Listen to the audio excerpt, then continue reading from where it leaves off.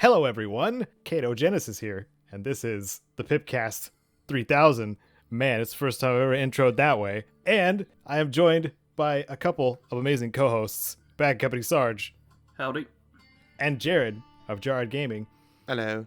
If any of you are new here, this is a podcast where we talk about Fallout and gaming news and other stuff that strikes our fancy. I wanted to keep it a little shorter because I am traveling as of the next day after recording.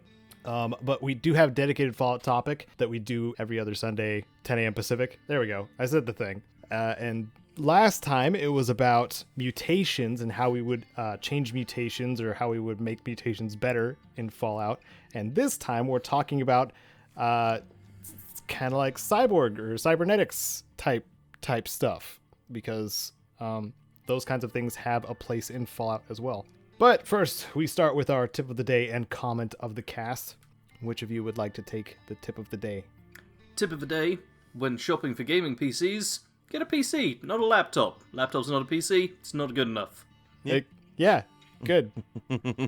No elaboration needed. Yep. I will say, when actually getting just a laptop for general use as well, get a laptop, not a lapbook.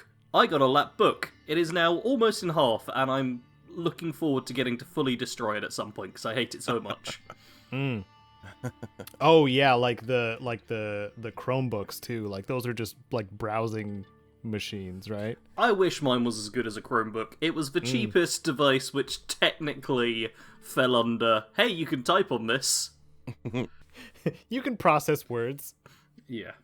But it's literally been falling apart ever since I first got it, and now can't charge anymore because all the pieces are out of place. And you know how laptops have a bottom on them? Yeah. Yeah, I wish mine did. So you have a tablet? No. No? I mean, it's still got the keyboard attached to the screen. Oh. It's just the rest of it isn't there. It's all just disjointed and held on by like a screw which doesn't come out. Oh no. It's a shambles. Dang. Well, that's yeah. So get a desktop PC if you're looking for hardware of the PC variety, go for desktop. Unless you're really gearing up for actually like traveling around and having a more mobile machine, you'll get the more bang for your buck with the desktop anyway. So yeah, as a general rule.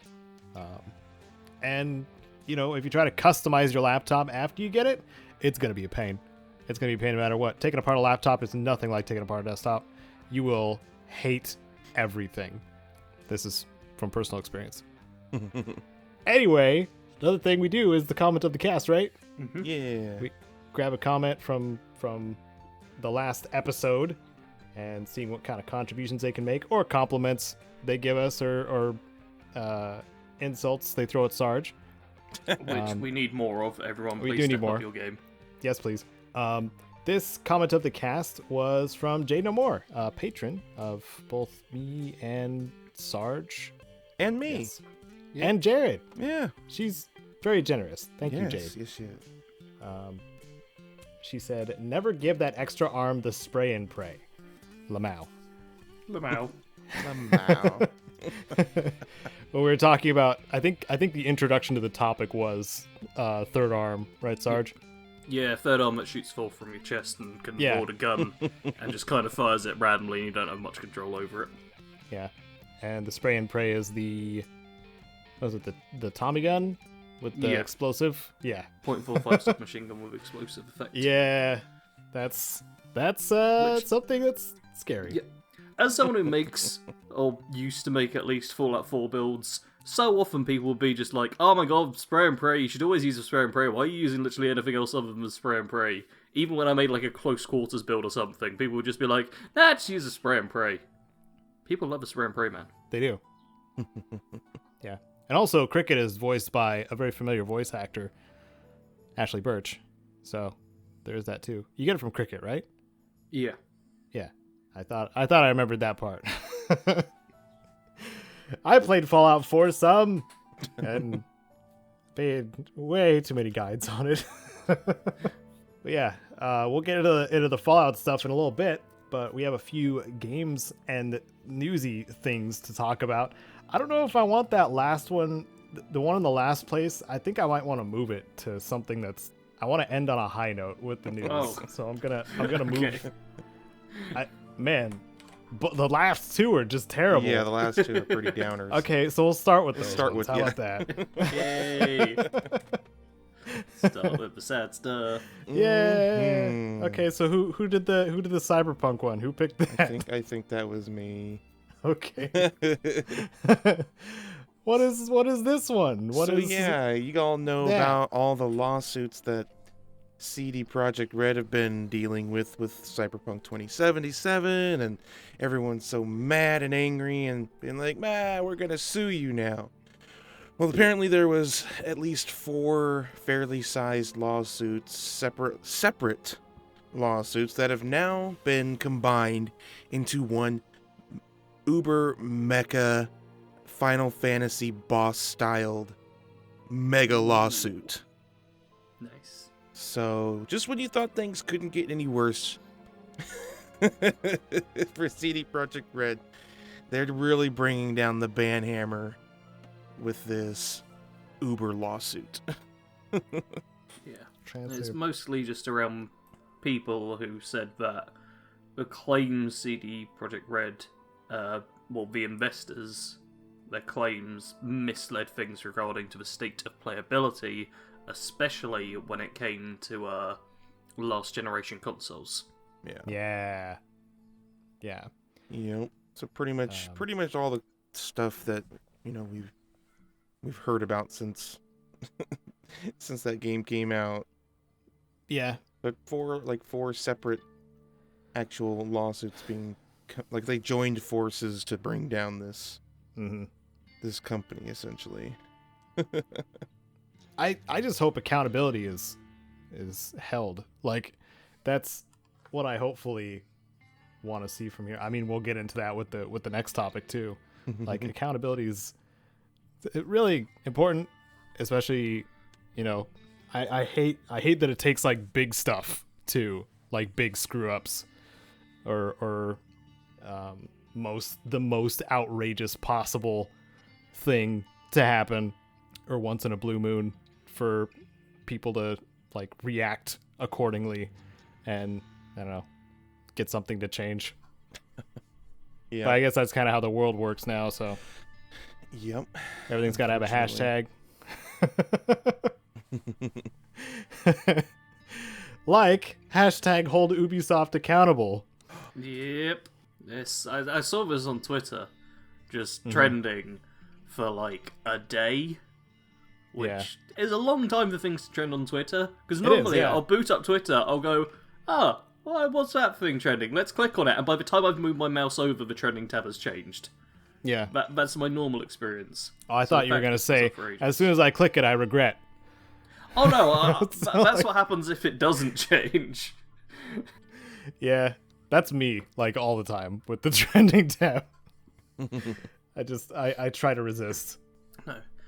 In this case, though, the hashtag hold Ubisoft accountable actually came from a YouTuber. Laser, or LasersZ, or LaserZZ, I'm not sure how it's pronounced. I think their name's James, they say in the video. I did watch it. It's like a 20-minute video where they talk about lots of bad things that have happened with Ubisoft.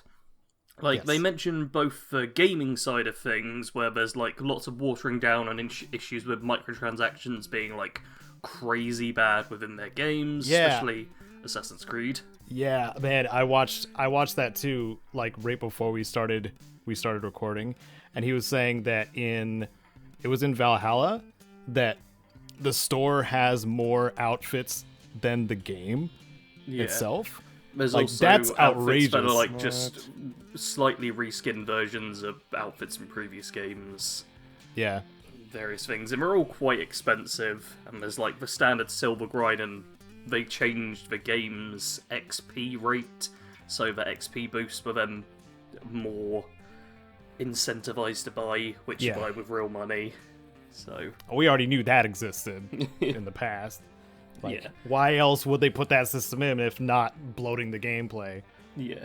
There's a lot of that in the critique, but then there's the really serious stuff of misconduct is the nice word Yeah. for it all, with just terrible, terrible things happening in the company, them being defended by like the HR department and them trying to just ignore it, and just bad stuff happening to the employees, which is like seriously bad. I'm trying not to say the exact words to keep the podcast all Right. good and stuff, but And I appreciate that.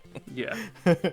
If you've heard previously about horrible toxic work environments, just assume all the stuff was happening at Ubisoft, and Yeah. you're probably right.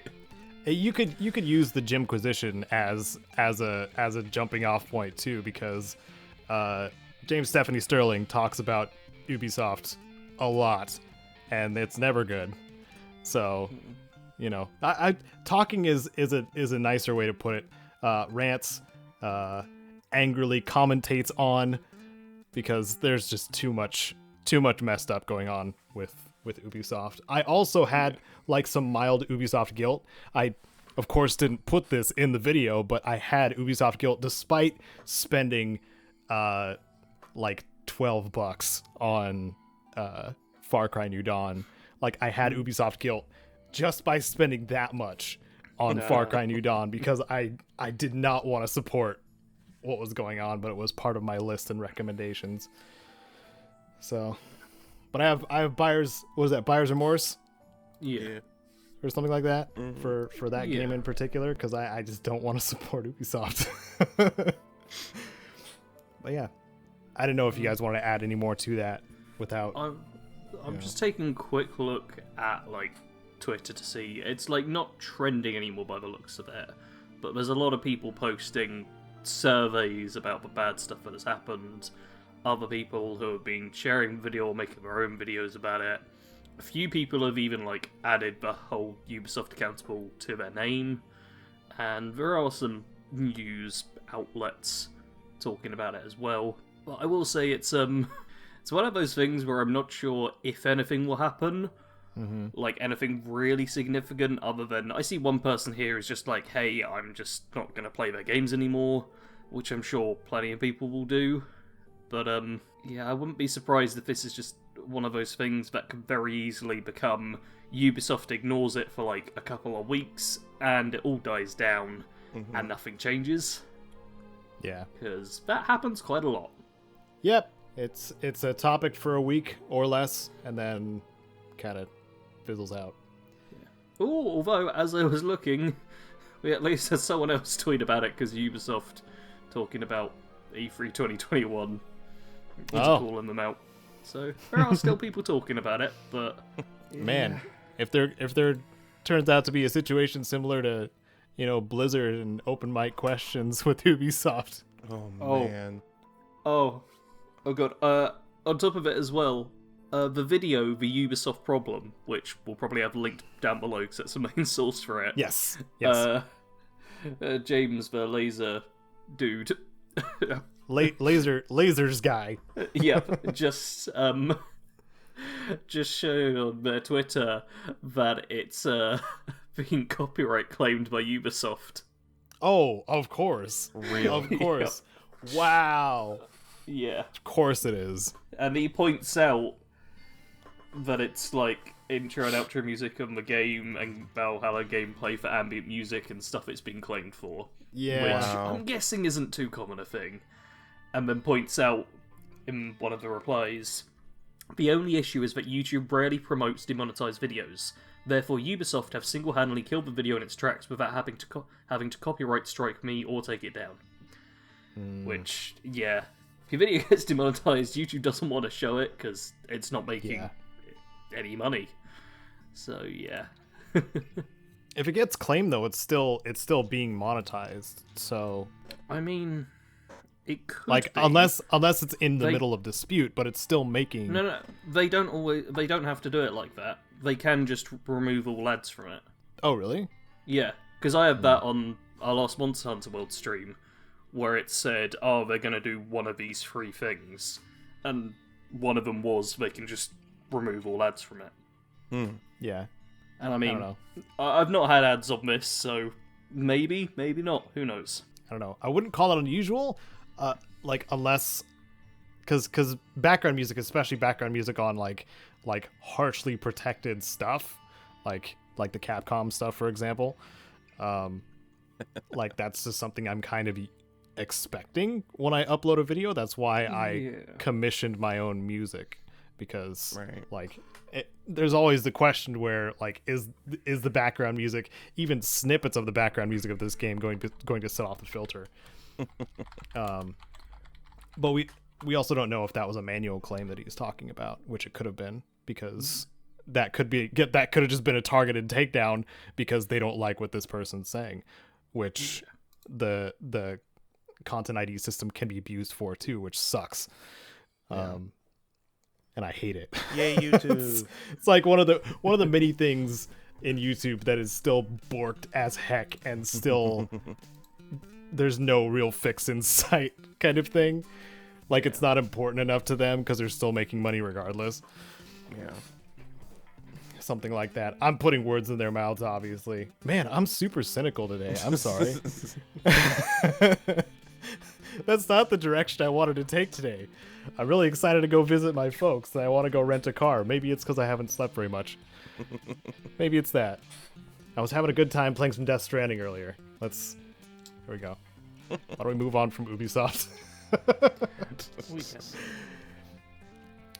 Speaking of other AAA publishers that are, usually don't do great things, but there was something that released under EA that was pretty good, and it was the Mass Effect Legendary Edition that just came out. BioWare, obviously. BioWare developed, EA published, and I think it's EA. Wait, EA published? Yeah, it is. It's on Origin. That's right. Yeah. I think it went EA. Was it the second? I don't think the first game was. Was it? I don't know. I don't remember when they took over. I think it is now. Yeah, no, yeah, it is now. Yeah. Right. So it initially launched with mixed reviews on Steam, from what I saw, but that quickly became mostly positive to, it might be overwhelmingly positive at this point. Some more bugs were ironed out. It did have a day one patch, and some more bugs were ironed out like a day or two after, something like that.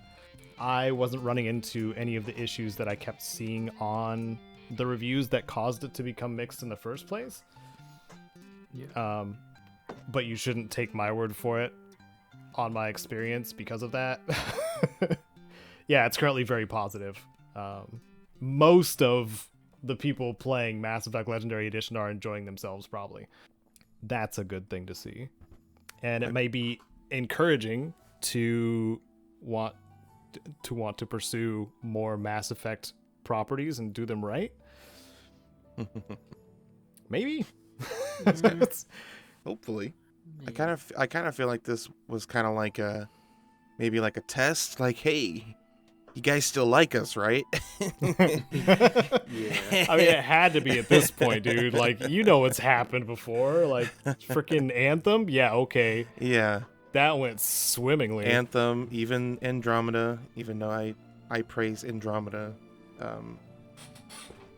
They haven't had a great track record since, well, heck, even Mass Effect 3 hit a lot of resistance because of the endings and stuff like that, without going into any spoiler territory. But yeah, man, freaking, I'm just glad we don't have to pay for freaking DLC this time, because I went back and looked, like trying to figure out why in the second game Zaid and Kasumi have like minor dialogue compared to everybody else in the game. It's because they're freaking DLC characters. I didn't know this. Like, yep. I thought they were legitimately part of the game, and then I find out that not only did the second game have DLC characters, but the third game, which like one of its major like issues that the community had and reviewers had was that it had day one DLC with another character, which was a Prothean, which is a very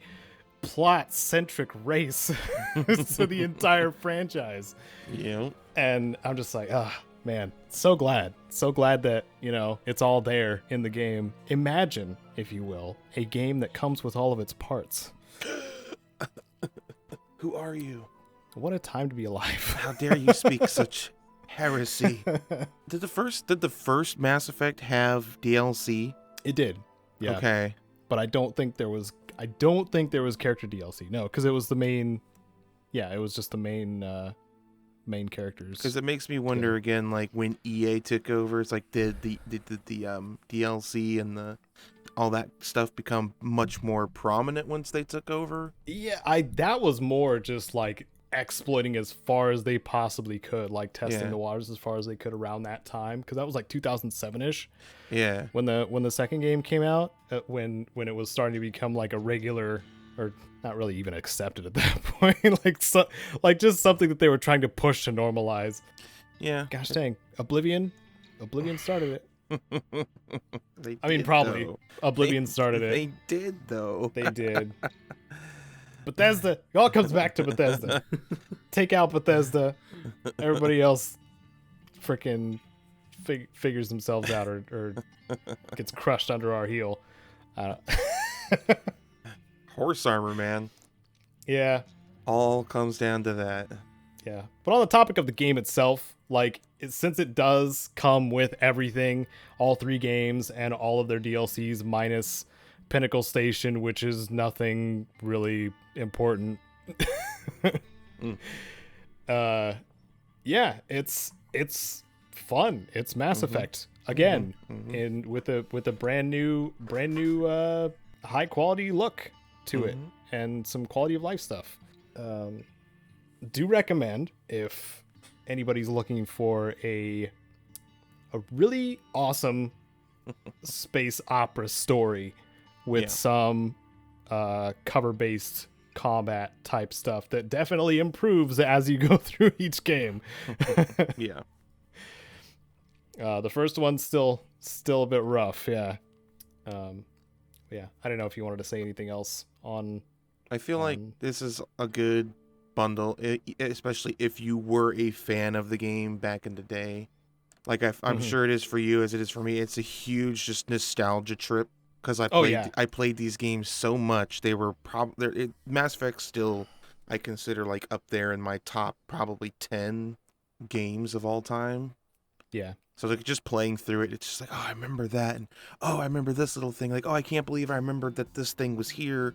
After all these years, I still remember all. It's like muscle memory nostalgia thing going on, and it's a real just joy to relive all these moments that were just even just like the codex aspect and how rich of a universe it is. It's like James Cameron level, it almost feels like. Like everything they have is deliberate and it seems like it belongs kind of thing. Nothing really feels out of place, even the space magic kind of thing. Space magic, because they still have explanations that are passable. So I know Sarge, it didn't seem like you got too into the first game at all, right? It's third person. I play so many games third person. I can't play third person. Unless it's Kingdoms of Amalur. It's literally a case of there are some games that are just so good that I forgive them for their greatest sin of not being in first person. But they are few and far between. Yeah. Well, interesting point of order on that. I just looked it up. For Andromeda, there's a first-person mod. Oh. You could be playing Mass Effect Andromeda in first person. What? But I don't really want to. Sounded like you said you really want to. No. You'd probably be able to convince me better than Sarge, Jared. I just typed in Mass Effect first person and the first thing that came up was... Yeah. Just I trying to just help. like games that let me play in first person. Mhm. Like, over the shoulder perspective is something I've never got. It's literally just, hey, you're blocking your own vision for like a third of the screen. Have Yeah. fun. I don't get it. No, Yeah. I tend to agree with that normally, Mm. and maybe again it's just nostalgia glasses for Mass Effect. But yeah, nowadays, like with Resident Evil, like I've never been a big fan of the Resident Evil series because of that. And then like with Yeah. Village in the first person was just so much more fun. So normally I agree. Mass Effect is probably one of the exceptions. Mm. There are several, but I just like playing games myself. yeah. Control schemes don't matter so much as long as they work, because I played one of the games that was on my list for games for Fallout fans. It said it had controller support, but that was just a lie. Which one was it? The Descendant. I think I talked crap on this one before. It had a Tales like kind of game structure where it was more of just like an interactive story. But I plugged my controller in and it was coming up with the controller prompts, but it wasn't detecting the button presses. But as soon as I switched to keyboard, it worked just fine. But unfortunately, when you miss a button prompt and fail at something in a game like that, it tends to have to replay the scene again, which had happened about 5 times before I gave up. So, what an intro, I have to say. If you're gonna play the Descendant, play it with mouse and keyboard. That's all I'm gonna say about that one. I don't know much beyond that. Because I refused to play it after that. Among the other things that Sarge can refuse to play Yeah. is Days Gone now has a PC release, and I think Jared, you played a little bit of that, didn't you? Yeah, I just started streaming it actually the other day. I Yeah. started my first, and it's not really the first time I played it. Like I bought it on PS4 ages ago, but I'm just not a console gamer. Like with a controller, with that game specifically, I had a real hard time with it. Mhm. So it's now out on PC. You can get it on Steam, mouse and keyboard, baby, and it's a lot easier because it's a shooty bang bang, run from the zombies type of game, and it's, to me, it's, even if it is in third person, it's still easier. I find with the mouse and keyboard, but yeah, it's a lot of fun so far. Even though I've only played like a couple hours of it. That's good. Looking forward to Glad you're playing enjoying it. more. Yeah, I mean, what to say about it? If you don't know about Days Gone, you're pretty, as far as what I can tell, because I've only played a little bit, it's your pretty typical zombie game, oh, the zombie outbreak, oh no, and now we're trying to survive, but I gave a very, very small scream. Uh, uh, I figured it was the appropriate Eek. level of fear for zombies. Oh Yeah. no. they're Ah. they're nothing special as far as I can tell so far. I mean, it's zombies. You get what's cool is you get a motorcycle to roll around in, which for me is pretty cool because I have a motorcycle and I think they're cool. So it's kind of they like are having cool. it's kind of like having a horse in Red Dead Redemption. Gosh, brain work. But it's a motorized horse. With horse armor? I mean, you can upgrade it, but you don't need DLC for it. Which is kind of cool. I think you can upgrade it. I haven't got to that point, but yeah, I think you can actually upgrade it, which is kind of cool. And it also serves as sort of which is kind of weird, but it serves as sort of a quick save point when you're out in the world. And I'm thinking that's something that has come over from console, because console games don't typically have a quick save feature like PC does. So I think their version of having that ability for the console version was being, if you're near your motorcycle, you can hold this button and it saves really quickly. Whereas on PC, we're used to just pressing F5 and it quick saves. I think F5 is Yeah. great. I think PS4 ended up starting to do that a lot more often too, because I remember at least a couple of games doing that kind of thing where you would, I think God of War did it as well, where you'd go into the menu and it had like one particular button you could press to quick save it. Yeah. Instead of like going into any like context menus, it was just like start menu button. Like it was the best they could do. Yeah. Yeah, I know Fallout 4 had it as well. Oh yeah. Where the thing is, after playing on PC, it still feels slow because it's like you've got to boot up the menu and then quick save. Whereas on PC, you can be sprinting full force and just go F5 and you're done. It's like going from a normal hard drive to an SSD and then trying to go back to a normal hard drive. You just can't do it. Oh no, definitely not. It just doesn't work. It's painful. I still have them in my storage, and I'm, maybe I'm just too much of a hoarder, but I'm never plugging them back into my computers. That's never happening. I went full SSD, not going back. Yep. Can't. I need everything quick right now. I deserve it. You do. You do. I don't have anything more to add on Days Gone because I have literally only played it for 2.5 hours. Okay. And it's about the same amount of time that I probably put into it on the console before I stopped playing it. Mm-hmm. So I haven't delved into new territory for myself. But as a game so far, I've been enjoying it. So if you like zombies, it's single player. That's another thing. As far as I know, there is no multiplayer, and for some people that might be important. But yeah, if you want multiplayer zombies, just play Dying Light. Yeah, there's a lot of zombie multiplayer games out there to choose from. This is a good single player. And we got more coming experience. too. Yeah, kind of thing.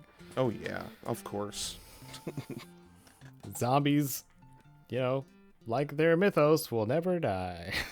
Until we get zombies in real life, we will always have zombie games. And we'll always have them after too. I'm Probably. Sure if we're not, dead, kind of thing. They're zombies. From the zombies. Yeah, they're usually slow. I think we'll be all right. All right. Yeah, even the super fast ones, I feel like everyone has just enough exposure to have a reasonable chance. Yeah. We got enough guns here in the U.S. We'd probably be all right. I mean, I live in a house, so I think I'll be good. Yep. That's pretty much all you need. Oh, what's that, zombie? You can't open a door. Oh no. Let me just get some bottles to throw at you so you eventually die from just glass shards. Somewhere there's someone in the comments somewhere being like, "Man, you have no idea. I've been preparing for this my whole life."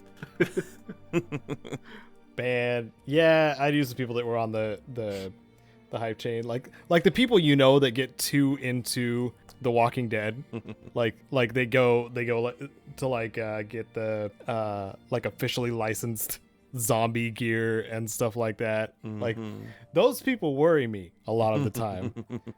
Because then you wonder, what are they going to classify as a zombie in case anything happens? Right. Like, he's shambling. It's a zombie. Kill it. No, I'm just gonna limp. I'm just gonna limp. I just woke up. Give me a break. Yeah. Well, we had one more thing to talk about in the news that was interesting. I like seeing more from Arcane Studios, and this is their the PlayStation exclusive that they're making. It's like the only Bethesda PlayStation exclusive that is going to exist in the foreseeable future, and that's Deathloop. And there was a preview of some more of the gameplay and what you can expect. And if you haven't seen any previews of it, it's a lot of what Arcane has learned up until this point. So, Prey, Dishonored. What else? Is there anything else on top of that? Dishonored 1 and 2. Not unless you go real back. What was it? Was it Might and Magic they did? I'm trying to remember the name of that. I guess that would make their studio name make sense. Like the first person Might and Magic game that they did that was very Elder Scrolls-esque with its first person fantasy. What the heck was that called? Dark Messiah? Dark Messiah, that's might be them. I don't even know. I'm trying to Google it now. Words are difficult. Anyway, so Deathloop is basically a trapped in a time loop type of situation. So think like Edge of Tomorrow, Groundhog Day kind of scenario.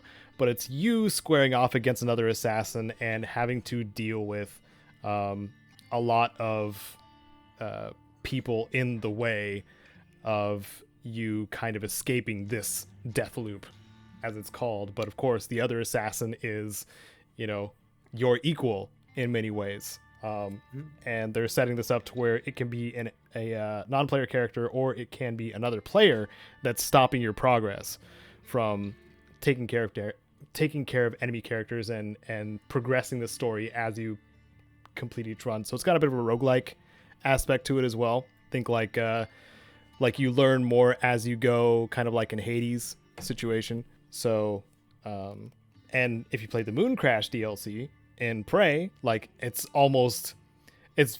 like the early vision of Deathloop. I can see like the bones of Moon Crash in it. And it's got a lot of the familiar arcane abilities and shooting and assassination and stuff like that. So there's a lot of familiarity, like all of the stuff that they've learned, very iterative of Arcane's brand, I guess. The preview itself looks more action-packed than Dishonored and Prey, which piques my interest a little bit, but I'm not sold on it yet. Yeah. I very much feel like this is going to be a game that I will wait till it comes out. I will then wait a few years. I will see it on sale, and I will buy it.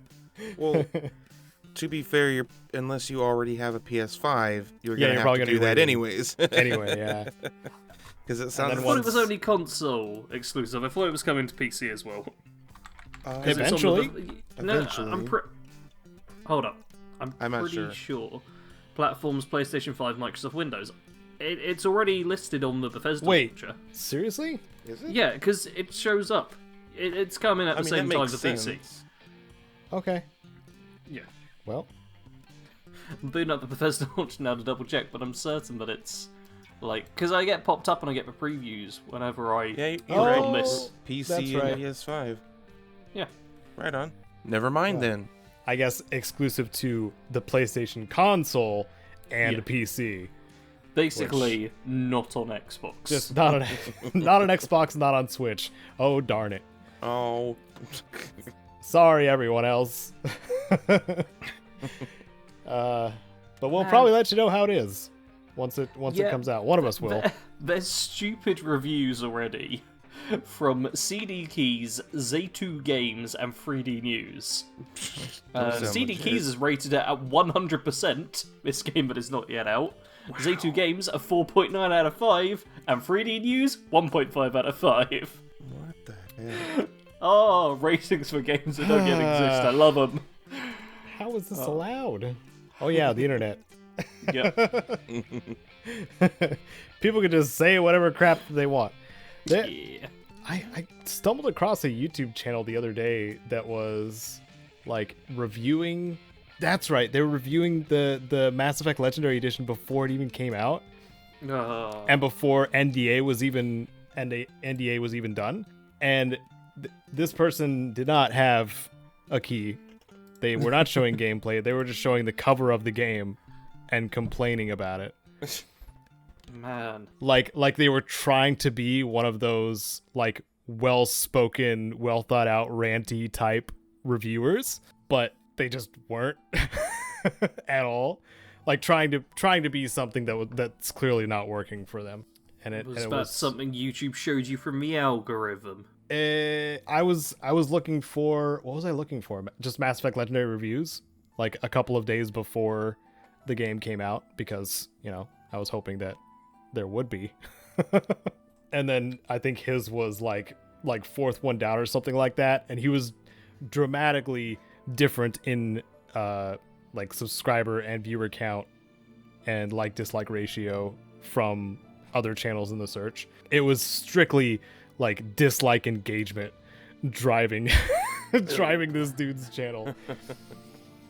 I had some just morbid curiosity about this guy, and it was just trash. It was just utter trash throughout all of his videos. I'm obviously not gonna name names because I was about to say name names. Call I don't want to. Have some drama. I can't. I mean, you can't and then just cut it out, you know. I could, but I would have to look for it again, and I don't feel like it. I could just passively talk trash on this person who didn't know what they were talking about. And then they knew too that they didn't know what they were talking about. They just tried to own it anyway. Talking out the butt. Yeah, it's like man, it's like drama class, but on YouTube. But yeah, we got through all of our news topics: Deathloop, Days Gone, and Mass Effect Legendary Edition type stuff, and hashtag hold Ubisoft accountable, and Cyberpunk lawsuit stuff. So now we can actually get into the fun meat and potatoes of the podcast, which is the follow topic about cybernetics and how we would change or add, or what we would add, I guess. Sarge, please take it away. I do think it is worth acknowledging that there have been like forms of cybernetics in Fallout. I think especially New Vegas did, was it Turbo GX? Thing you put in your neck which gave you the basically jet abilities from Fallout 4. There's quite a few, because I mean, Old World Blues had a variety, as well as the attribute implants, as well as a couple other ones at Doc Usanagi's. Yep. So it's the thing. New Vegas just shoved tons of technology in your body. Yeah. But it was essentially just all perks. Yeah. It was like, hey, here's a perk which we've disguised as a cybernetic. And I think that's all well and good, and I would like to see a little bit more of that. But I think there's other cool stuff you can obviously do as well. And a big one that I always think of is weapons concealed within your body. Dang like, it. basically hidden compartments. You took mine. It's one that gets used a lot. It's a pretty common one, I know. Yeah. Like, I mean, in Cyberpunk, you obviously have the blades, the mantis blades that came out of your arms. Yeah. But I even like the idea of, like, let's say your character's got a six-pack, but that's not muscles. That's just, like, little pockets where you can put a gun or something. Yeah. It just, like, the character grabs their stomach, just opens up. What was the movie with the dude who had, like, the barrel, like, was in his palm, and it was like Mega outrageous grindhouse type. It was a film, and I didn't watch it because I knew it was going to be like a little too gruesome for me. Oh god, I want to know what the movie is now. I think it was Upgrade. I think it was called Upgrade. Oh wait. Oh god, I need to watch Upgrade again. That's one of the best movies ever made. Everyone should watch it. Okay, wow, jeez. All right, it is seriously good. Not a sponsor. Not a sponsor. It is. Yeah, it is the movie I'm thinking of. Yeah, I think that does happen. Upgrade is phenomenal. I loved it. It is brilliant. It is how sci-fi movies should be made, because it explores something interesting and doesn't just go all by the numbers. It's It's like how I talk about Swiss Army Man. That's how Sarge is talking right now. Yeah. This might be the last good English language movie I watched. Wow. Yeah. And this was like, I don't know, 6-7 months ago I probably watched it. Okay. So yeah. I remember seeing the previews for it and thinking it looked good. It's great. It really is. I love it. Well, good. There is one shot that sticks in my head where the main character is like basically on the ground and then they just shoot upwards at like just do the full 90 degrees without like standing up or anything, and the camera follows, and visually it is just beautiful, that individual shot. Yeah, they showed that in the trailer. I know it's what you're talking about. Yeah, I can't think of a good enough way to describe it, but Would you describe this movie as like an indie film? I think it might be. It was. Oh, okay. It looks like it would be. Yeah, I'm in our little group chat. I'm gonna see if I can share this link and then search for the GIF as well. It is beautiful. My. People, watch Upgrade. Upgrade's great. Okay. Well, okay. So Yeah. with the idea of a concealed barrel over something like Barrett's gun arm, because that's a video game. Yeah. In Final Fantasy VII, Barrett is essentially a cyborg because he lost his arm and had it replaced with a Gatling gun. Yeah. In a Yes. very minor way, yeah. He's a cyborg. Barely. I'm almost okay. As we went over the different levels of mutations, like having a tiered system, which I did like very much, having a concealed small caliber barrel would be, a small low cost type thing, whereas having like a full graft on your elbow or like up your bicep would be a higher cost type situation, so you could only have so many mechanical parts, and maybe they could tie in some sort of negative trade-off if you had too many cybernetics, like your body rejecting it or something like that, because I like that as a system too. Or people just looking at you. I'd like to see... I don't know how to explain this. I'd like to see certain cybernetics almost required to balance out debuffs from other ones. So, for example, if... Say you've got a... Is it an endoskeleton? The one inside your body? Yes. You put under the skin? Yep. Yeah. Say you've got a metal endoskeleton as one of your cybernetics. Mm-hmm. That is really heavy armor, but weighs a lot, so slows you down. Mm-hmm. But then you could get like some super cyborg legs to speed you up.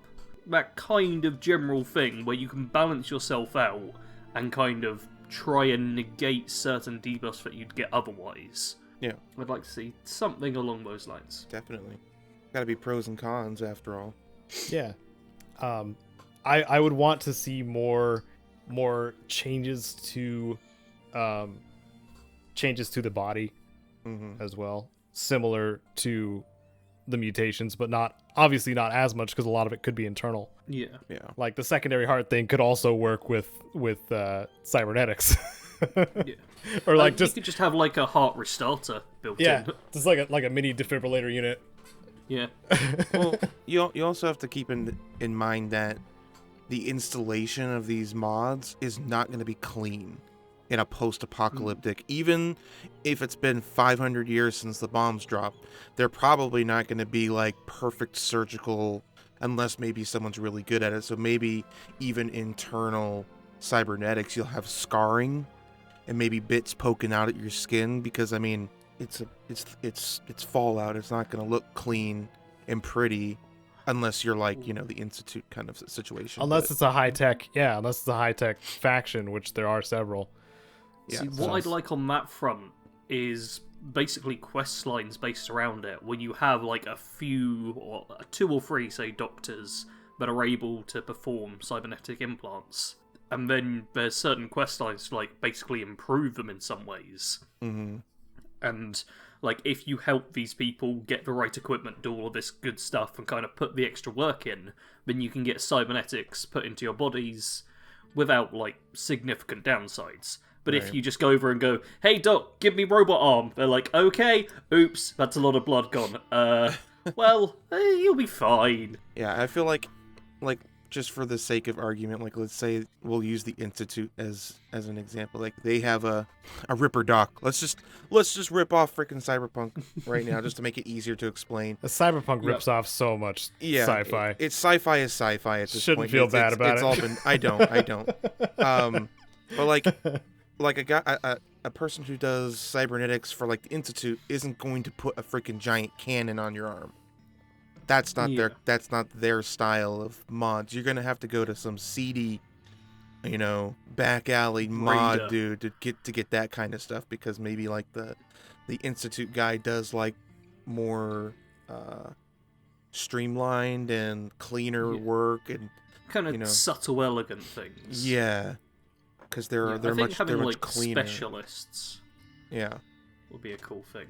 So you have like your Institute who maybe do like some subdermal stuff, maybe like some mind enhancement things, very minor like, oh, we're just going to upgrade you a little bit with these small things, which could be good for, like, stealth players or more charisma-based players. Yeah. And then you have, like, a raider faction who, for a boatload of caps, will just strap a cannon to your arm after chopping it off with an axe. Yeah. It looks painful. Yeah. It's very clear that they're not doctors. They've just tried this enough times that you'll probably live. I'd be interested to see what kind of cybernetics the Brotherhood of Steel would implement. It'd be like almost maybe like a middle ground. I don't think they would. You don't think they would? No. Even with their like obsession with technology and stuff like that? I don't feel they put it inside. I think they'd be more focused on exterior things, but still keeping themselves human. Because once you become a cyborg, I feel like they'd be a faction that would kind of be prejudiced against them. Yeah. They would, yeah. That makes sense. I think they would. Because, what's her name? The lead engineer in 4? What was her name? I don't remember. Yeah. Broken Leg Lady. You mean missing leg lady? I mean, they're probably broken as well. Yeah, they were at some point. Broke before they went. Yep. Yeah. Let me just Google broken leg lady in Fallout 4. Ingram. Hey, thanks, Google. Hey. See? That's how everyone knows they're at. Proctor Ingram. Yeah, so she had a massive injury, which caused her to have to wear a power armor exosuit to get around the airport and the Pridwin in a much easier way. Isn't a suit of power armor almost cybernetic in a way? It's just not integrated, but it is... I think that's the clear distinction. Like, the Brotherhood are willing to use technology, but they're not willing to, like, submit to it. They will not become it. Right. Yeah. And there's no neural connection or anything like that. Yeah. Like, it is actually still just a walking tank. See, what I think would be quite interesting, with Proctor Ingram, say Fallout 5 takes place right after Fallout 4. I hope it doesn't, but let's say it's right after. Imagine Proctor Ingram was able to get some, like, cybernetic cyborg legs, but she's kicked out of a Brotherhood for it. That's the kind of thing I'd like to actually see. Like, proper consequences of doing something which helps, like, an individual, but still has consequences just because it's against their belief structure. I like stuff like that. I think on the topic, or not the topic, but the one we were talking about earlier with like internal, I think would be cool. Maybe you kind of mentioned it, I think, Caedo, but I think of like, and this is just a very specific one, but like the Old West, you got the card players that have the little derringer in their sleeve that can be popped out. Instead of coming out of your sleeve, it's literally just coming out of your wrist for like a quick shot kind of a thing. Yeah. I think that'd be kind of cool. So it's not so much like, oh, my arm is a cannon, but I've got access to a real quick hidden, boom boom in my wrist that can come out real fast. Like in the same motion, it comes out, shoots, and then goes back. Yeah. Well, that's the thing. Like it wouldn't even need to. The one I was thinking of referencing upgrade was like it's still inside of his arm. Like the barrel is like not even poking out of his palm, but it will fire from it, kind of thing. At least that's what I will have to watch it because I don't know. Everyone will have to watch it. Yeah, I guess it is my demand. Too. All of you in the comments, I'm expecting every single view of this video to correspond with a comment saying, Sarge, I've watched Upgrade, you were right, I'm going to watch it again. It's that you good. And I have both watched Corridor Crew, and like one of their special effects things had like Upgrade, and he turned somebody into a Pez dispenser with a knife, and I wasn't into it. I don't remember that. No? I think it was that same fight scene. Honestly, I don't remember. The fight scenes, as someone who loves gore and violence and blood and all of that, I will say the fight scenes are not the best part of Upgrade. The story is. The story is that good that I don't remember fight scenes filled with blood. I mean, I suppose that's a good thing. Yeah, it's weird for me. Like, normally that's all I'm focused on, but No, Yeah. the story was real good. The characters and yeah, I loved it. I'm gonna Yeah. watch it again. Like even watching The Boys was sometimes a bit much for me, and then I found out that like heads are just exploding at random in the next season. Hey. And I'm just like, yeah, I'm good. Sometimes people's heads blow up. It's just Yeah. normal. You just get used to it. No, it's not though. Yeah, it's fine. It's not though, Sarge. This happens constantly. Come on. I think we were looking at different things, Sarge. Eh. Oh well. So, Anyway, speaking of heads exploding, how about a self-destruct? That'd be fun. Ooh. How, how would it work? yeah, like how does that work as far as like you as a playable character who Yeah, does that need does to keep just playing? seem like a game over. What I kind of would like on that is being able to like convince the doctors to put a self-destruct in someone else. Mm. That would be Okay. fun. That could work gameplay wise. Mm-hmm. Like especially if you can build up a relationship with a doctor, and then you're like, say for the Raider faction that I'm now pitching. Say you're like, oh yeah, just upgrade the boss of this place, who's not treating you all that well, but put a self-destruct feature in, then I'll blow him up, I'll get in charge and put you as like my right-hand person. You're gonna do that, right? Because you love me, and you put a cannon on my arm that I can shoot you with now? So you're gonna do it? Yeah! That is an option. I mean, I More certainly feel meaningful like choices. the possibilities, just like with the mutations. I mean, there's so many possibilities. Yeah, It's just a different approach. Yeah, but maybe thinking of things that that cybernetics could accomplish that mutations could not, or would have a But- harder time doing. I kind of feel like mutations is more of like the nature version of cybernetics. Like most cybernetics are usually inspired from things in nature. You know what I mean? Mm-hmm. Mm. And mutations are just like the organic version of a cybernetic enhancement. I definitely do Like- think there could be some crossover. That would be interesting. A mutant cyborg hybrid. Yeah. I mean, Frank Horrigan wasn't that far off of that, to be fair. No, he's a mutant cyborg. That's exactly what he is. Oh, is he officially a mutant cyborg? Yeah, he is. Oh. Yeah. Ta-da! And the Just turn everyone master, to Frank Horrigan. the master is kind of fused with the overseer's chair type thing. So, Yeah. you know, I don't know if he's controlling the miniguns with his mind or with tendons. I don't know. Gross though. I think there definitely have to be a limit at that point Yes. if you're going to start For the player, cross, yeah, definitely. You know, I think it would need to be a situation similar to Skyrim and its vampire lords and werewolves. Like you would have to probably choose one or the other, because I'd like a bit of overlap, but you know, last time we mentioned like the tier system.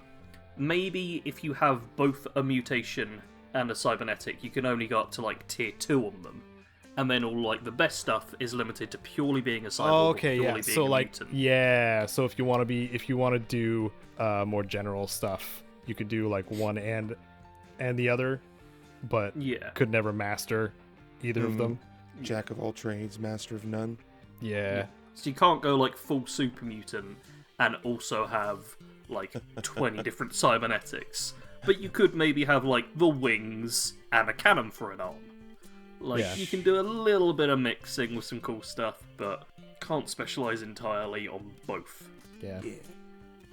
Wondering about like just different things you could do that would just modify or justify making a perk better and having a visual that goes along with it. Like heave ho, for example, in Fallout New Vegas. Like that's I think that's what, further throwing, right? Yeah, like 30% further? Yeah. Something like that. Imagine that, but also having like some sort of cluster bomb type thing that maybe like constructs over time or something like that. in a part of your body. You could just lob it. Interesting. But obviously it goes further than a grenade because it's cool technology.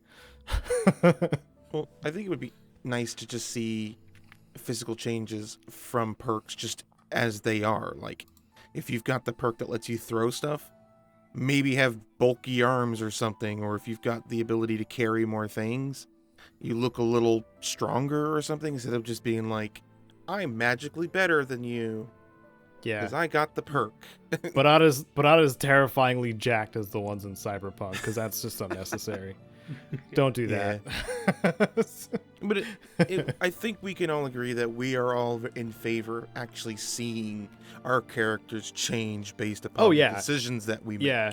Developer hell, but definitely a payoff. Yeah. Whatever. Yeah. They can charge us $30 for skins. We can ask more of them as developers. So I like where your head's at. Yeah, there's something else that came to mind. Because it is cyberware rather than mutation, I wonder if it would be a good idea to have to power it some way, have to power yourself. Like if you don't have a power source of some kind, like they just stop functioning. Yeah. And depending on what it is, you could just die. Like it would have to be something really powerful though, like one of the high tier things. Like I think you could do it on the tier system as well. Like, I'm gonna split this up into 3 tiers. Say like tier 3 stuff requires a fusion core just to work at all. And it's like modern power armor now, where it will tick down after a lot of use. Then like tier 2 stuff, maybe that's just like fusion cells or some equivalent, like a fairly common thing, but you need that to power up to full, and then if you run out, then it's at like a reduced amount. So say like cybernetic legs can make you sprint really, really fast with an energy cell in them. When the cell runs out, you just get like a 5% added movement speed or something. It's like a very small bonus without. And then the tier 1 stuff, you just don't need it at all. It's just minor things like the endoskeleton, something which doesn't need to be actively powered. Right. I mean, we could make that into one as well. Where, well, no, then that would. I was thinking adding some sort of solar battery type situation. Okay. Like, the visual in my head immediately is like the top of your character's head shaved, attaching a solar panel to your forehead. Like, remember those calculators? I am that. They never turn off. But something along the lines of just like some sort of skin graft where like exposed body parts can absorb sunlight. Obviously, a battery pack of some kind and needing to be, or just being part of it. I feel like that could be a part of like just like your perk system, where like some of the perks are like you do more damage at night or you do more damage in the daytime. I was kind of literally the sort of about, but yeah, I was getting to that point to where like they each had a trade-off. Like you would have to use energy cells or fusion cores to power everything, or you would have to expose a part of your body in some way. Like you would have a choice of where to put it, like either on your back, your chest, your head, which would be stupid looking, or like your left or right arm. And if you decided to do that, you wouldn't be able to put armor over it and still be able to absorb energy. Yeah. And power your stuff. So I could very easily imagine this going like the quiet route from Metal Gear Solid, but oh no, I have to dress up all my characters in bikinis for the cybernetics to work. Oh no! Oh, what a shame. It's hard to breathe when I'm wearing clothing. God. Out of the outrageousness that Kojima has come up with, like that is the most crazy. Like there's no way to explain away just a sexy lady body. Oh no, she can't breathe. Yep. Shut up. It's because you want to look at pretty ladies. something whales are on fire. I don't know, man. It's Metal Gear Solid. It's fun. But don't try to cover up your intent. Yeah. I mean, speaking of Metal Gear Solid, there was a lot of, cybernetics in that too. Yeah. Well, I was going to say on the more not allowed to say any of the words that came into my mind type of thing, you could have like a pheromone dispenser just built into like the top layer of your skin or something. Ah. Where if you want people to like be a bit nicer to you, you just put a little bit of that out, and all of a sudden they're like, "Oh, I like this person." Oh, not just that. Like it could be like made for, repelling other like animals. Stink spray. Repelling animals and stuff like that. Like instead of I'm sorry. I can only imagine it now as like a cybernetic to make your fart smell even worse. I mean, if you're in combat, you just give a quick toot, and everyone just goes, "Oh no!" That in particular might be a better mutation than a cybernetic. Like one of the randomizer type things, like you try this kind of thing.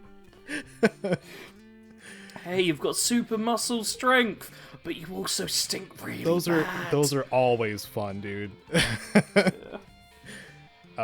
Like Skyrim did that with the Mages College.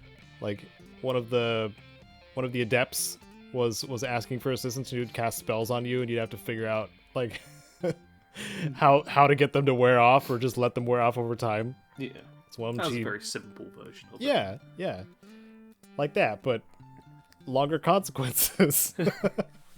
Permanent consequences. Yeah. No matter how many baths you take, you're always gonna stink. Yeah. Oh man, that'd be brutal. Oh, which game? Oh, there's a game that has that. I mean, in one of my favourite games, Total War Warhammer 2, there is a class of heroes that have like a pungent smell which like debuffs all enemies around them. Yeah. There's a trait called Stench in a game that I played. Was it Wasteland 2? Maybe. I would make it a quirk, but yeah, it's same kind of idea. Does something to enemies nearby, and lowers charisma or equivalent. Yeah, which makes sense. Yeah. So what other types of weapons besides concealed or very obvious firearms protruding from the arms and Nito grenade throwers? What else could we do for weapon systems?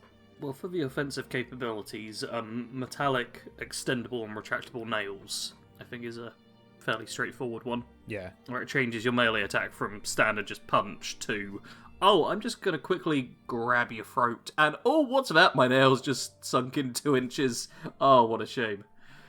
That kind of thing. Oh, yeah. It's a solid one. That works fairly well. There's also a anime called Bucky, I think it is, where there's one dude who has like blades, just like tiny blades that come out of all of his joints, which I find kind of amusing. It seems like completely impractical. Yeah, I it really does. Give that a shout out. It's literally like he's just got like a tiny little hooked blade, which is like no more than 2 inches long, I think, but it's just like on his elbow. And he's got tons of like ways to cheat in a fight, which are all basically just to do with that. Huh. And they all seem pretty impractical, other than I think he might also have like a hand cannon, because, or maybe it's a chess one. I've not seen it in a while, and it's a completely ridiculous show. I would not recommend it unless you're going to get very drunk whilst watching it. Maybe we could use other games as examples too, because we only really, I mean, part of the basis of this was Cyberpunk, Cyberware, and the fact that they didn't do nearly enough with it. The world of Deus Ex, especially like Deus Ex, Mankind Divided, and Human Revolution. Adam Jensen, most of his body is cybernetic because he suffered a pretty severe injury at the very beginning of Human Revolution. Or at the, I guess, prologue. And a lot of that, like, the character himself, like, doesn't change too much visually.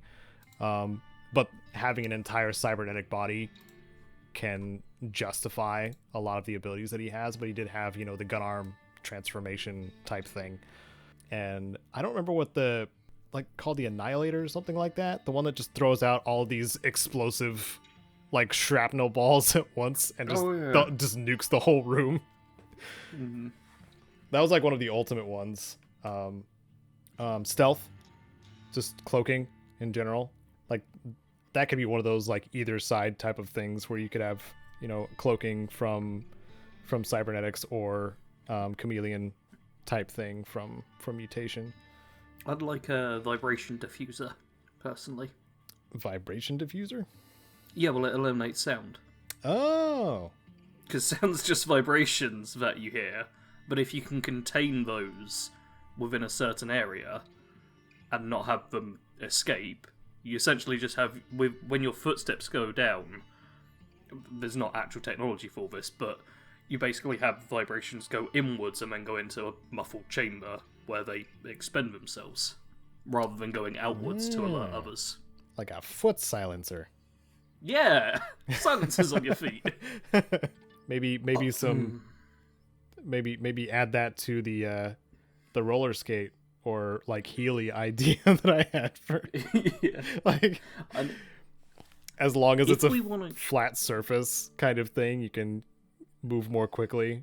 If we want to go real crazy, we could have a GDU, a gravitational distortion unit, which would essentially be a time dilation kind of effect, based around the fact that huge amounts of mass distort the flow of time around them, so time further away is kind of faster and you perceive time slow.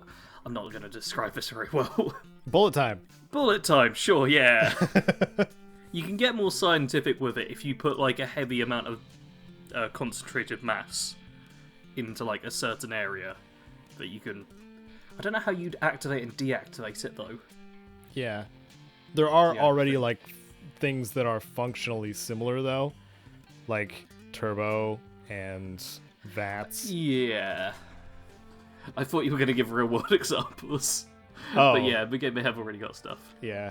Because real world example is like a pyramid. And in my mind, I'm just trying to visualize how to get a pyramid on my character. Jared, are you still there? Yes. Oh. Did you have anything that came to mind when it came to changing the feet, and or what else we can do with the torso? I don't know. I'm thinking I don't have nothing useful to add at the moment. Didn't Deus Ex have like they used it in their promotional material for Mankind Divided? Man, I wish the ending was better for that one. The ballistic armor thing, where it uses like the very familiar triangle textured thing to like just armor the whole body, and you see like spread across him before he gets hit with some sort of explosive shell. Right. I think we have to ask the question whether or not the cybernetics in a Fallout universe are going to employ nanotechnology, which is what a lot of Deus Ex implies. Yeah. And as far as like time manipulation, I mean, that's a completely different type of technology altogether. Like we're going into like quantum mechanics at that point, and we're talking about essentially primitive cybernetics on most accounts. So I think like an adrenaline system makes more sense than some time manipulation type of thing. If you want a bullet time situation, something that injects you with some sort of like high dose of adrenaline that makes your reflexes and reaction times doubled, which gives the effect of time manipulation because you're just moving so damn fast. Yeah. Well, you could have just a autochemic injector. Wow, that's hard for me to say. Yeah. I mean, where that's you can just literally load what it I up just with said. chems. So yeah. I gave it a different name. I want to patent it. All right, come on. Like the Outer Worlds Inhaler. That's that was some of one of the things that was pretty cool about the Outer Worlds was the inhaler system, where you could load it up with multiple consumables and like take them all at once when you use it. I forgot that was a feature of it. Yeah, it did a couple of things that was unusual, and then a couple of things that were just average. Several things that were just average. But the last time I played it, I played around a lot more with the the consumables. It's unfortunate that there was only like a handful of things that they did, and it was a pain to find the things that did the things I want them to, like upping particular like personality traits or something like that. But if you could load it in if it were like Cybernetics stuff, if you could load them in and you could set it up to be smart, to be like, okay, in a combat situation, automatically administer these chems if they're available, or like if I'm in a social situation and I need a little boost, automatically administer these things, like kind of in some way kind of automating it, or at least giving you the option to do those things like mid-action without too much fussing. I'm explaining automation though, which is a problem with interface and gameplay, so I would have to workshop that a little bit more, I think. Chem cocktails still work fine, like maybe just actively mixing chems to make a new effect, kind of thing that could only happen with these augmentations. We're gonna they could kind of serve as like temporary. I think we talked about it with the mutations, with there being like the BioShock version where you just inject yourself, you get a quick temporary mutation.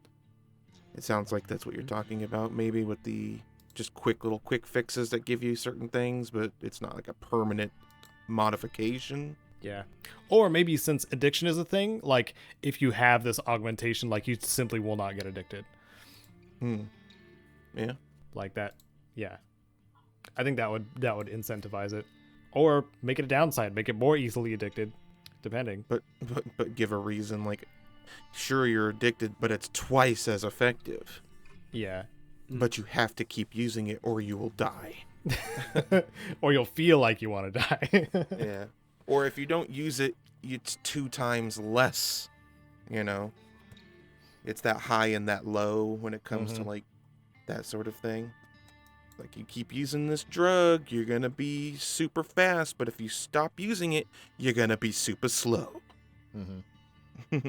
I'm thinking of like because I really like the idea of that ballistic armor thing, but maybe nanotech is obviously a little too far for Fallout's reach.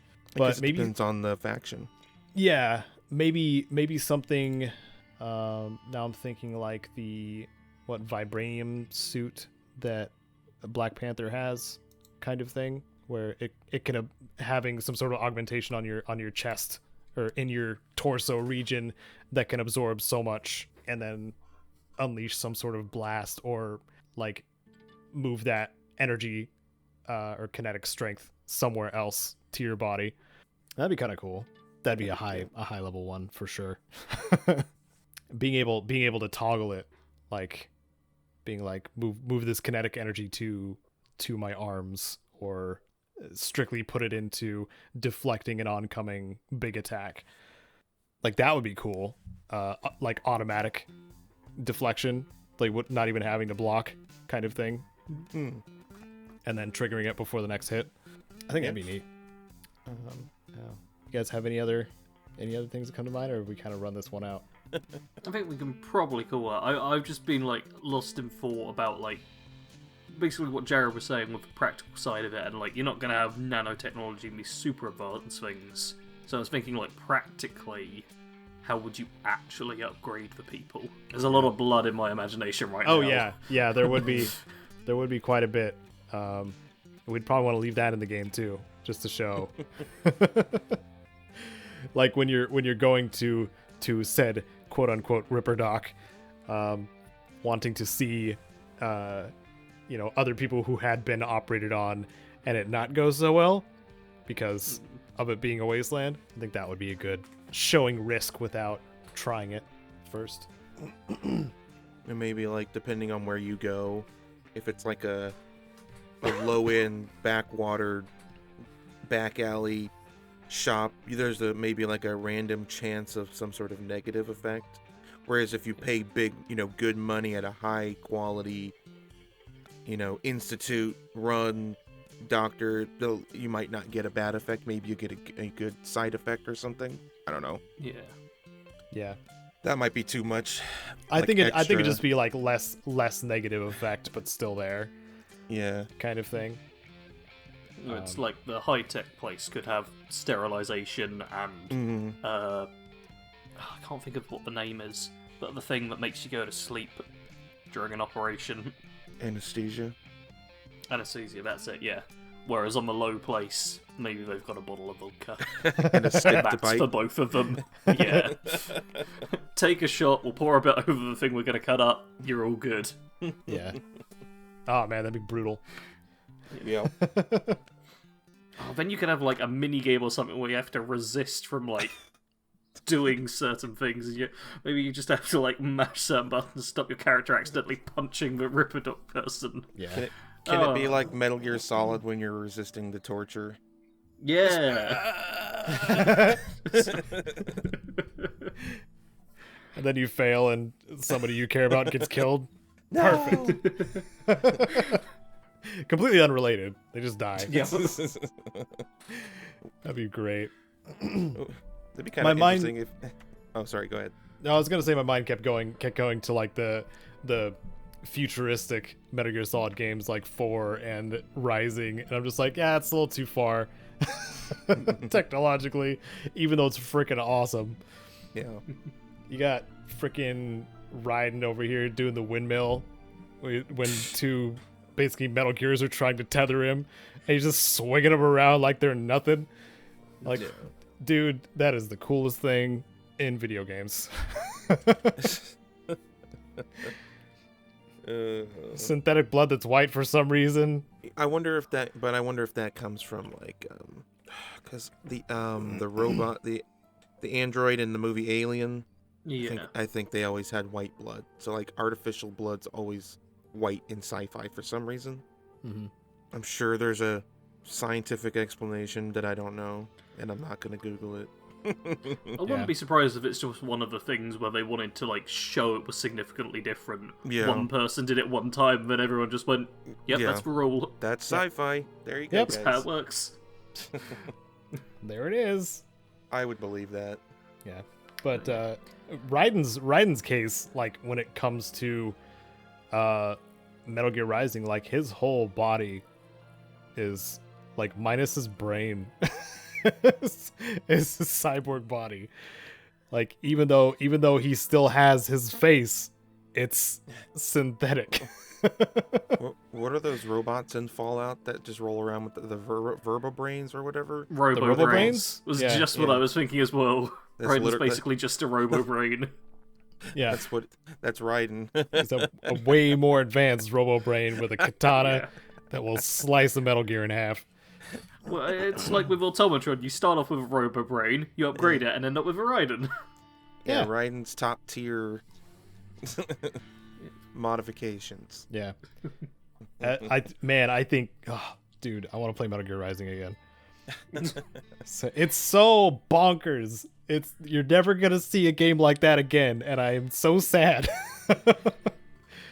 Cut anywhere, freaking library full of brains. I've never played it. Seriously, Neither. Yeah.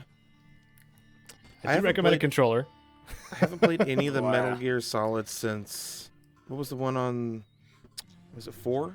Yeah, I haven't played Metal Gear Solid since Metal Gear Solid 4. Yeah. Well, you got kind of the beginning of Raiden being cool. Yeah, you see him a bit, Not being a little baby like he was in the second game. but you do naked cartwheels. Yeah. I'm still scarred from that. It's so great. The premise and twist of the second game though is still like really good. Mm-hmm. Yeah. Do recommend. But I suppose while we're talking about games that we should be playing, we should talk about games that we have been playing, right? Dang. Moving That on was good, man. from the thing. That was good. I'm trying. I'm trying. I thought it was good anyway. Sarge, what have you been playing? I see some games that you like. Oh wow, that is right. I have decided to play games I enjoy. I'm taking a controversial stance on this. Oh, I've stopped man. playing games I utterly hate, and I'm just playing ones that are decent. You know, it's weird. Wow. I beat Portal 2 because I beat Portal 1 a little while back, so I decided to beat the second game as well. Had quite a bit of fun with it, every single puzzle I got stuck on, it was the case of I'd overlook like a place where a portal can go, or I forgot to turn a switch or something like that. And that was for every single puzzle I got stuck. And some of them I was stuck for like 10, 20 minutes. And it turns out like I could just open a door. Or it was always something so minor, which was a bit frustrating. Yeah. A very fun game. I've also been playing more Hades, because that's just very quick. Yeah. I can like jump in for a run while I'm cooking a meal. It's good. It's nice. I've had some fun with that. Plus, I've only got one more like character to meet, which I'm looking forward to. And I'm pretty sure I know who it is, because I unlocked the Erebus portals. Oh. Yeah, and then realised you need tons of heat for them, so screw that. I also played a little bit of Sniper Ghost Warrior Contracts, because that was a game I actually got gifted, and it's kind of fun. It's a sniper game. The very best part about it is in the first 2 seconds, it says, like, greetings, mercenary, and that just made me shiver with goodness. I loved it. Because you're a mercenary? Yeah. Just mercenary by heart, I can't help it. The game I was sinking the most hours into, though, is Final Fantasy X. What? Yeah, it's on Game Pass. That's not which 9. I happen to have. It's not. And you know what? It does some things better. Oh. I know, it's crazy. The combat in 10 is good. Like, they do fully turn-based, there's interesting things. The leveling system I'm a fan of as well with the spheres. It's a little difficult to get your head around at first, because you're basically just going around in circles and doing weird paths and stuff, and visually it's very strange, but it works. The characters are idiots, except for Lulu, who's great. Every other one of them, I hope, dies at the end. But Lulu, I'm a fan of. She's sensible, she's smart, but she's still got some emotional Is depth. Aaron an idiot too?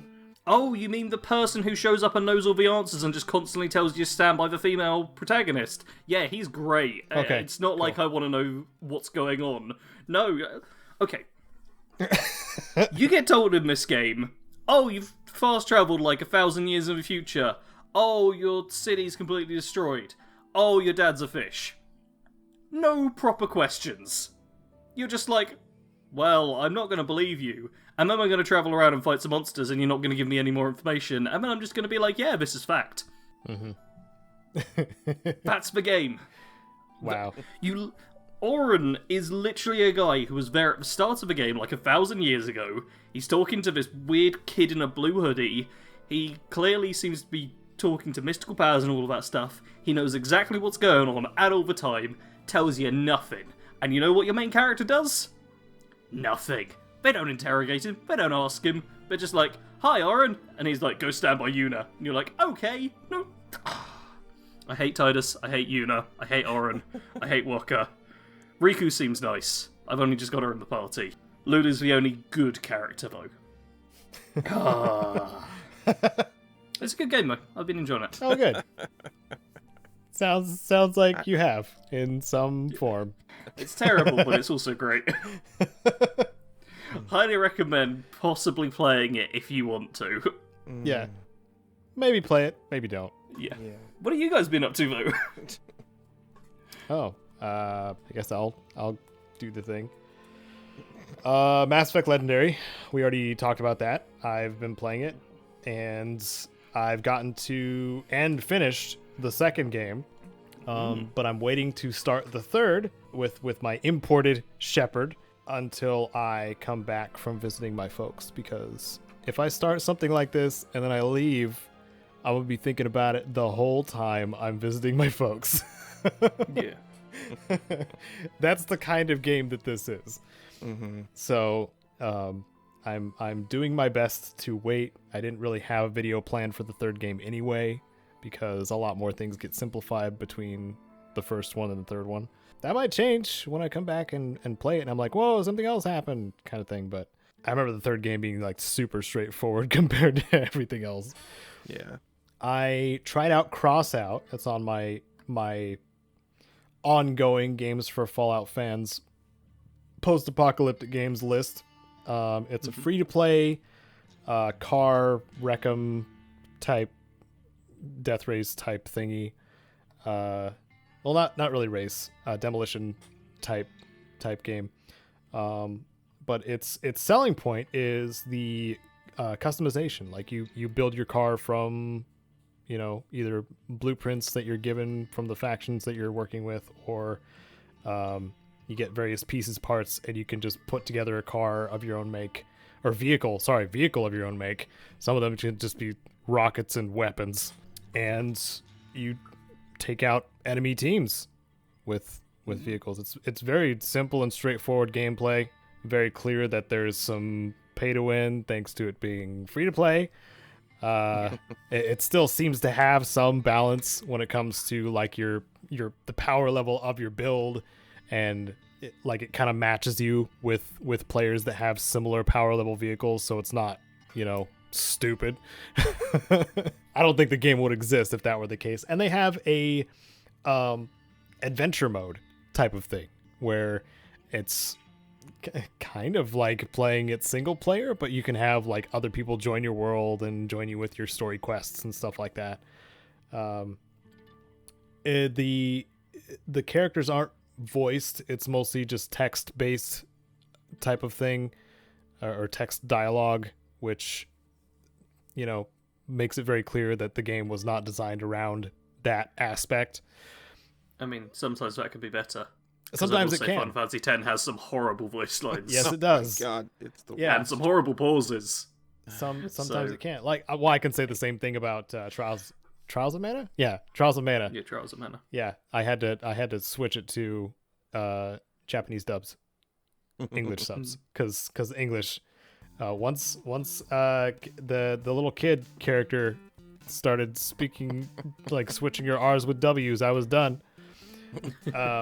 Did he have a Waze rifle? Oh man, she was so much worse. She was so much worse than Bowie.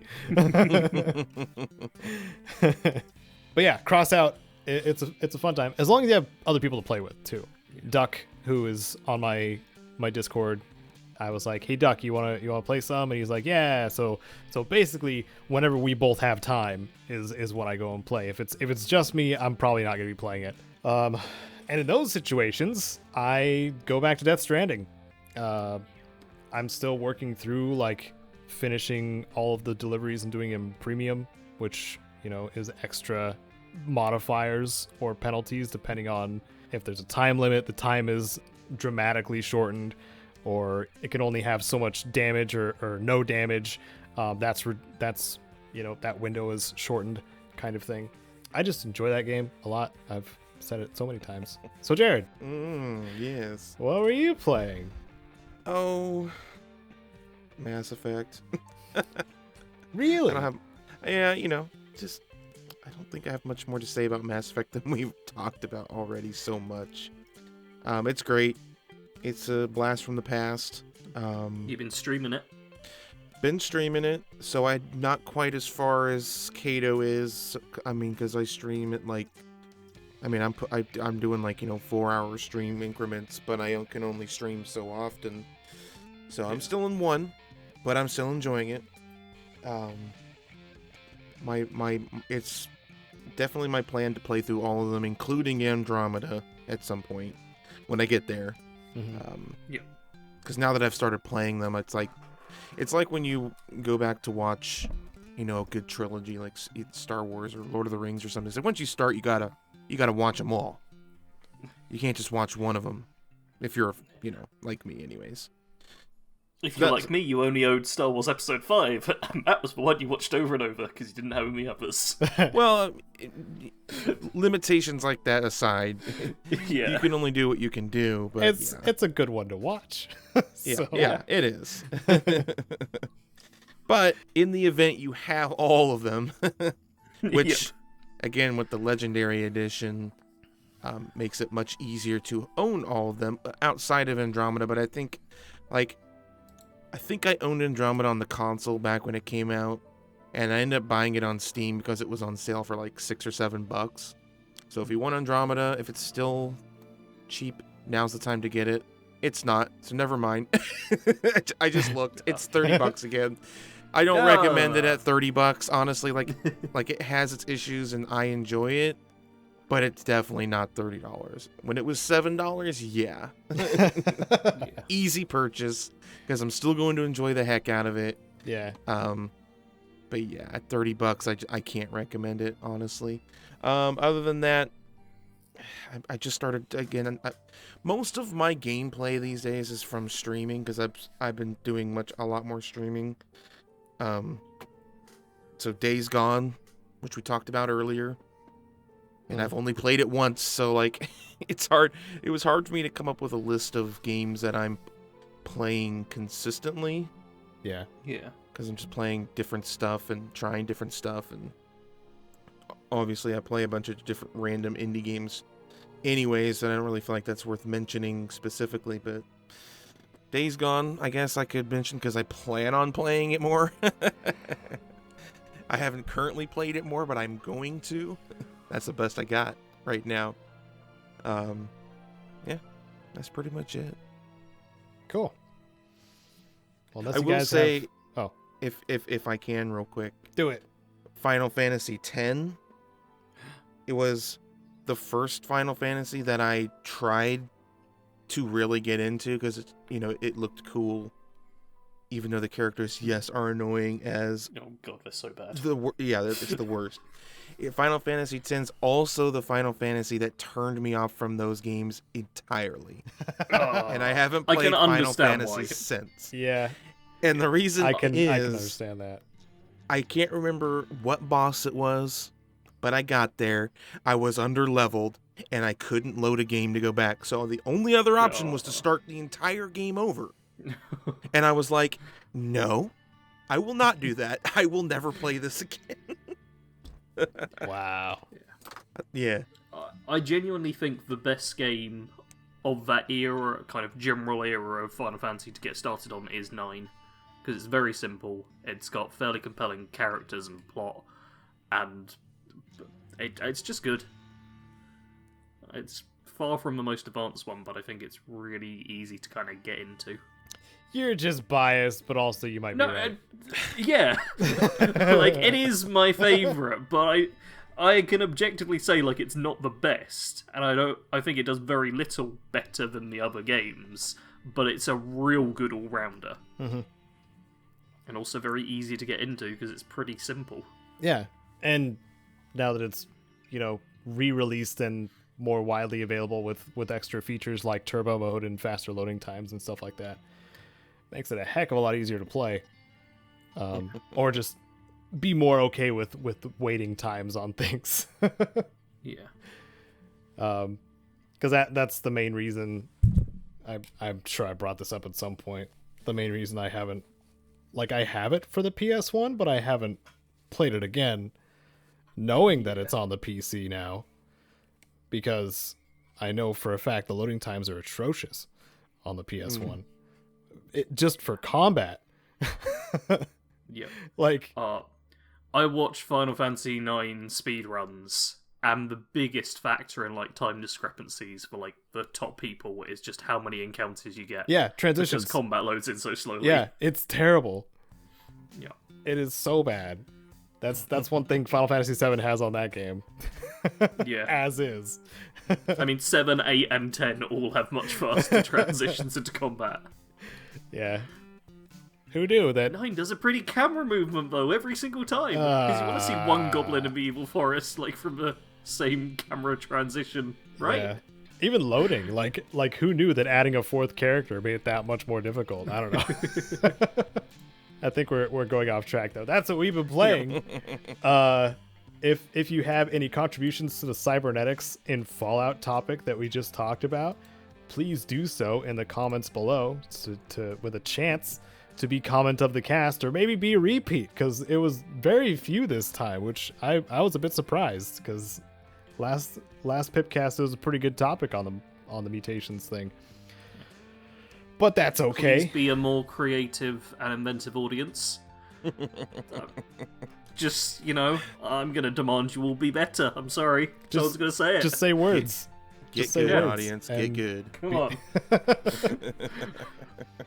What, you think you're here just to listen to our ideas? No, you're supposed to contribute to this as well. That's right. Come on. If you want to check out Jared what he's doing, and Sarge, what he's doing on their channels and such, those are linked in the description below. You know who I am. Subscribe, whatever. I'm Caedo Genesis. And I hope that you all have a robot good time. And Beep boop. see you in 2 weeks. The next PIPCAST 3000 at 10 a.m. Pacific on Sunday, where we talk about something else. Bye-bye.